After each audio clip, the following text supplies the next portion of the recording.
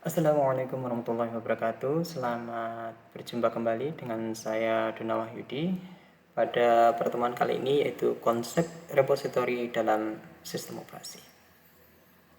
Materi kali ini memiliki tujuan yaitu setelah mengikuti materi pada kali ini, maka diharapkan mahasiswa mampu menjelaskan tentang repositori itu apa, serta mampu memanfaatkan repositori dalam proses instalasi.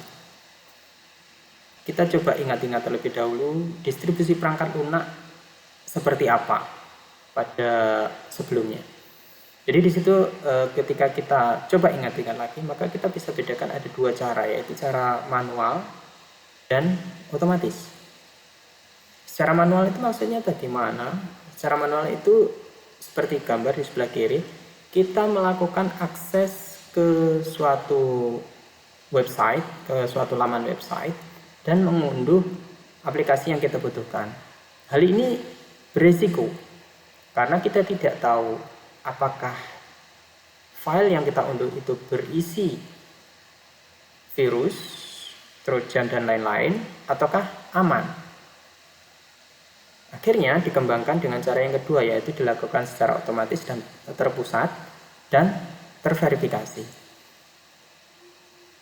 Siapa yang melakukan verifikasi? Yang melakukan verifikasi adalah pengembang sistem operasi, yaitu kalau misalkan ada Android, maka yang melakukan verifikasi adalah Google dengan menyediakan adanya Google Play Store. Jadi semua aplikasi Android ada di Google Play Store, atau Microsoft App Store, atau Apple App Store misalkan. Jadi dari situ kita bisa mencari aplikasi atau perangkat lunak secara terpusat. Nah, sehingga repositori itu apa sebenarnya? Repositori itu merupakan server. Jadi satu server sendiri yang menyediakan layanan atau yang menyimpan berbagai perangkat lunak, pustaka atau library, serta pembaruan keamanan yang telah diuji dan diverifikasi oleh pengembang sistem operasi. Jadi suatu server sendiri yang berisi perangkat lunak yang dibutuhkan. Dan itu sudah diuji dan diverifikasi. Otomatis apa? Kita keamanan dari aplikasi yang kita unduh melalui repositori itu lebih terjamin. Contoh layanannya di sini, kalau Ubuntu berarti ada Ubuntu Repository Server. Kalau Android ya Google Play Store servernya sendiri ada. Kalau Mac juga Apple App Store servernya.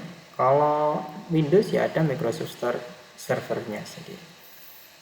Nah, repositori itu berupa server. Kalau di sini digambarkan ya di kotak putus-putus itu adalah repositorinya, repositori server, di mana dia berisi berbagai aplikasi, library, dan semua hal yang dibutuhkan oleh sistem operasi tertentu. Kalau Linux ya pakai Linux repository sendiri, Android ya ada sendiri seperti tadi. Nah, kalau yang menghubungkan antara klien dengan repositori bagaimana? Apakah klien harus menghubungkan sendiri ke repositori? Tentu tidak. Ada namanya paket manager. Nah, paket manager itu apa? Paket manager adalah perangkat lunak yang berfungsi melakukan otomatisasi proses instalasi, update konfigurasi, dan penghapusan aplikasi atau library. Jadi dengan mengakses paket manager, maka semua yang dibutuhkan aplikasi itu sudah otomatis ditambahkan. Jadi misalkan di sini user mau menginstal aplikasi A, misalkan menggunakan paket manager, maka paket manager akan melihat ini kebutuhannya aplikasi A itu apa dari repositori, sehingga dia akan paket manager kalau sudah tahu kebutuhannya akan melakukan mengunduh, mengekstrak, dan menginstalkan untuk user. Jadi user tidak perlu melakukan satu persatu. Contoh layanannya, kalau di Linux, Ubuntu dan variannya itu bisa menggunakan apt atau Synaptic kalau mau berupa ada user interface-nya. Kalau apt berupa teks. WinGet Windows berupa teks. Kalau UniGet UI ini berarti paket manager di Windows yang ada grafisnya, ada UI-nya. Atau kalau di HP Android kita ada Google App Store, Google Play Store, maaf, Google Play Store. Ada aplikasi tersebut. Kalau di HP iPhone kita juga ada nih, Apple App Store dan lain-lain. Jadi ada aplikasi-aplikasi yang merupakan paket manager. Nah, interaksinya bagaimana hubungan antara sistem operasi dengan repositori itu seperti ini. Jadi saat pengguna ingin menginstal aplikasi tertentu atau melakukan kegiatan tertentu yang berhubungannya dengan perangkat lunak, manajemen perangkat lunak, maka pengguna dapat mengakses paket manager atau menggunakan paket manager. Paket manager ini ketika diminta pengguna, maka dia ketika dijalankan, dia akan membaca dulu dari informasi yang ada di komputer klien, komputer lokal. Kemudian setelah itu membaca informasi yang ada di komputer repository server, baru dia akan melakukan download informasi atau paket yang selanjutnya akan diberikan informasi, diekstrak dan diberikan informasi apakah mau update, apakah mau install, apakah tidak perlu karena data di lokal dengan data di server itu sama, sudah ada misalnya. Jadi seperti itu.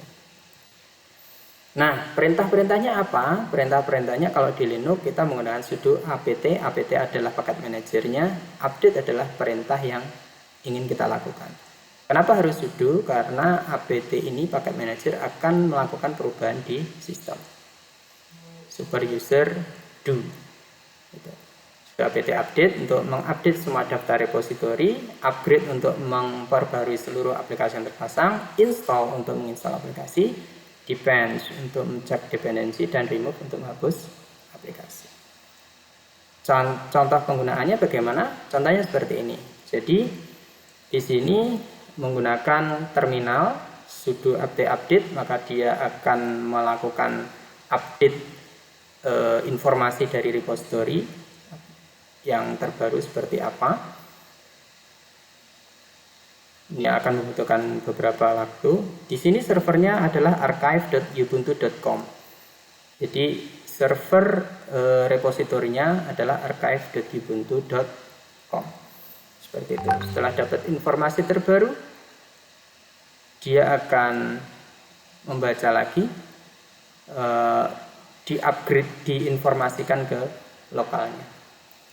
Kemudian kalau mau install ya sudah apt install. Di sini contohnya install curl, maka dicek termasuk dependensinya apa, terus dikasih informasi mau diinstal enggak. Oh iya, diinstal karena belum ada. Seperti itu. Ketika kita jawab yes, maka dia akan didownloadkan, dan diinstal, diekstrak dan diinstal semua kebutuhan untuk aplikasi curl, sehingga aplikasi kita bisa berjalan dengan normal. Ya, demikian tadi sekilas materi repository, di mana repository merupakan satu server yang menyediakan kumpulan perangkat lunak, library dan pembaruan yang telah divalidasi oleh pengembang sistem, sehingga aplikasi yang terpasang akan menjadi aman.